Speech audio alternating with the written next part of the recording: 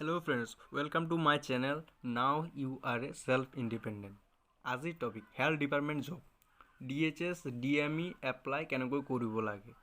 মোবাইলৰ যোগেদি আৰু যি সকলে সাৰ্ভাৰ প্ৰবলেম হৈ আছে সেই সকলৰ কাৰণে সলিউশন আৰু এটা কথা এই ভিডিওখন মোৰ চেনেলৰ প্ৰথমখন ভিডিও প্লিজ আপোনালোকে চেনেলখন সাবস্ক্ৰাইব কৰি ল'ব বেল আইকনখন প্ৰেছ কৰি অল নটিফিকেশনটো সিলেক্ট কৰি ল'ব দেৰি নকৰি ভিডিওখন আৰম্ভ কৰোঁ আপোনালোকে আপোনাৰ মোবাইলৰ ক্ৰোম ব্ৰাউজাৰত careerassam.com সাৰ্চ কৰিব তাৰ পিছত ইয়াত DHS Assam ৰিক্ৰুটমেণ্টটো ক্লিক কৰিব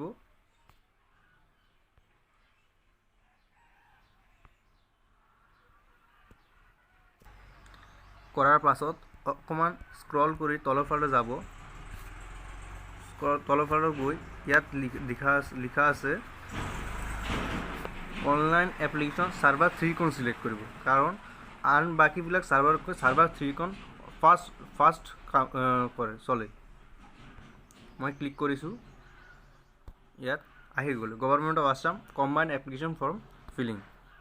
নিউ ৰেজিষ্ট্ৰেচন ক্লিক কৰিব তাৰ পিছত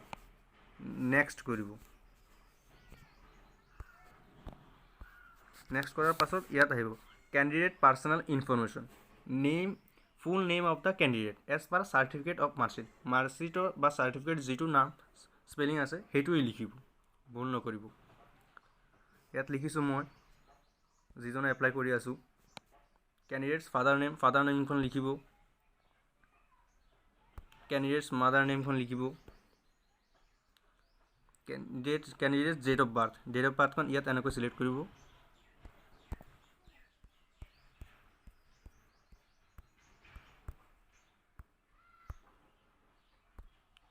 ইয়াত ডেট অফ বাৰ্থ ইয়াত জেন্ডাৰটো সিলেক্ট কৰিব মেল এড্ৰেছটো লিখিব এড্ৰেছ ফৰ কৰস্পন্ডেন্ট আপোনাৰ যেটো চিঠি পত্ৰখন যাব এডমিট কাৰ্ডত এটো ভালকৈ দিব ডিস্ট্ৰিক্ট লিখিব তাৰপিছত আপোনাৰ যেটো ঠাই হয় ঠাইখনৰ নাম লিখিব সিটি লিখিব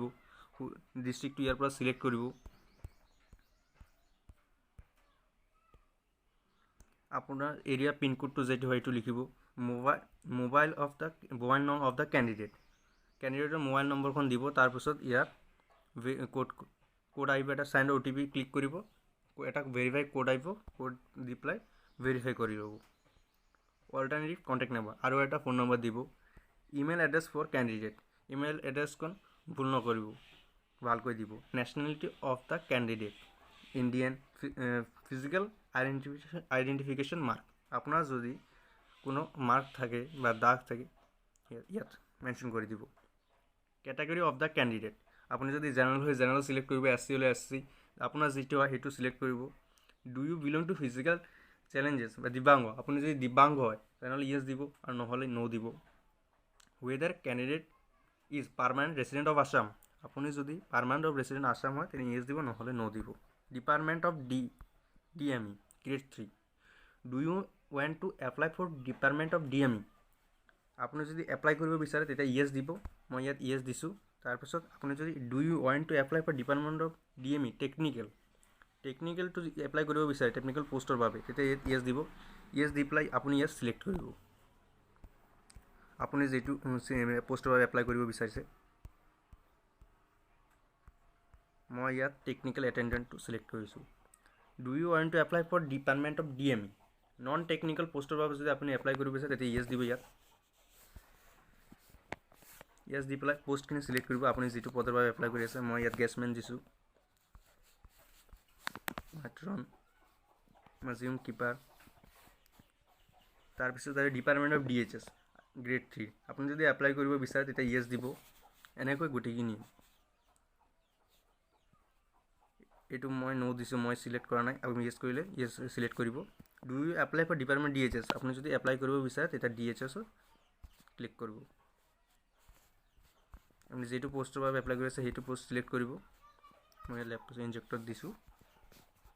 do you want to apply for department of DHS মই ইয়াত নো দিছো আপুনি যদি দিব বিচাৰে ইয়েস কৰি পোষ্ট কিটা সিলেক্ট কৰিব ডিপাৰ্টমেন্ট অফ আয়ুষ আপুনি যদি বিচাৰে তেতিয়া ইয়েস দিব তেতিয়া পোষ্টখিনি সিলেক্ট কৰিব ডিপাৰ্টমেন্ট ইটো grade 4 department of grade 4 do you want to apply for department of DME আপুনি যদি DME এপ্লাই কৰিব বিচাৰে তেতিয়া ইয়েস দিব মই ইয়াত ইয়েস দিছো আপুনি যেটো পোষ্ট সিলেক্ট কৰিব তাত টিক মাৰ্ক লগাই দিব মই ইয়াত তিনিটা দিছোঁ আপোনাৰ যিটো হয় আপোনাৰ কোৱালিফিকেশ্যনৰ লগত মেটচ কৰি আছে সেইকেইটাই আপুনি এপ্লাই কৰিব DHS যদি এপ্লাই কৰিব বিচাৰে DHS দিব আপুনি এনেকৈ মই এটা দিছোঁ এইবিলাকো এনেকৈ এপ্লাই কৰিব ইয়েছ আপোনাৰ যদি do you warranty apply for department of DHSFW আপুনি যদি দিব বিচাৰে ইয়েছ দিব পোষ্টখিনি চিলেক্ট কৰিব তাৰপিছত আহিলে এডুকেশ্যন কোৱালিফিকেশ্যন 8th ষ্টেণ্ডাৰ্ড 8 ক্লাছৰ মাৰ্ক অফ 10 ইয়াত আপুনি HSLC ফাৰ্ষ্টত মাৰ্ক অফ 10 টো ভৰাই দিয়ক কিমান মাৰ্ক পাইছিলে মই ইয়াত ভৰাই আছোঁ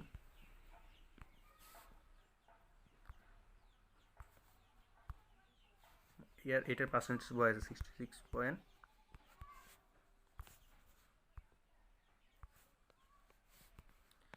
মাৰ্ক আউট অফ কিমান মাৰ্কৰ এক্সাম হৈছিল মেট্ৰিকৰ 600ৰ এক্সাম হৈ আছিল HSত 500 পাৰ্চেণ্টেজ কিমান আছিল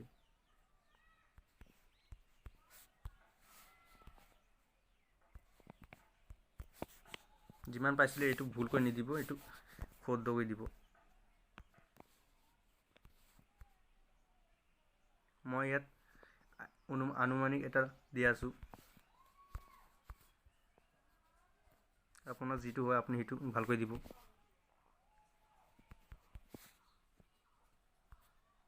মই আনুমানিক এটা বহাইছোঁ ইয়াৰ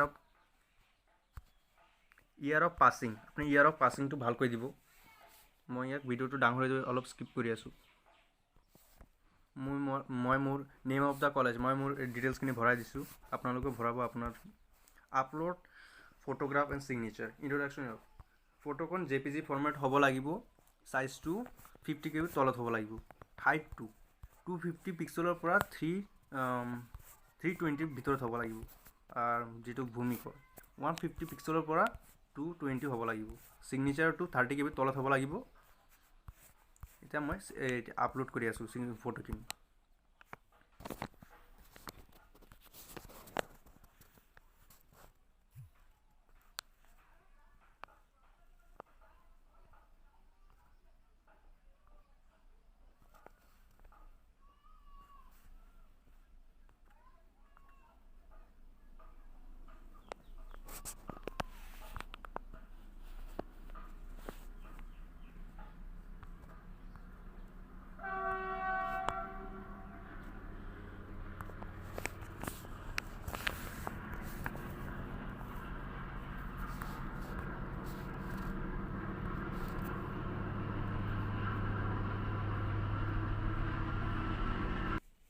মোৰ ফটোখন আপলোড হৈ গৈছে সিগনেচাৰখন আপলোড হৈছে আপোনালোকে ইয়াত এটা পাসওয়াৰ্ড ক্ৰিয়েট কৰিব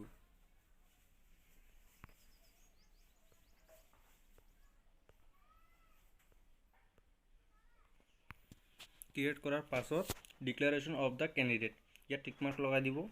please recheck application form before final submit কৰাৰ আগত আকৌ এবাৰ চেক কৰি লওক কোনো ঠাইত কিবা ভুল হৈছে কি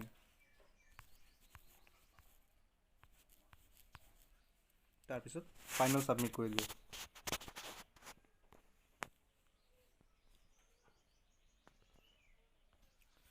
ফাইনাল সাবমিট কৰাৰ পাছত অকমান পেজখন লোডিং হ'ব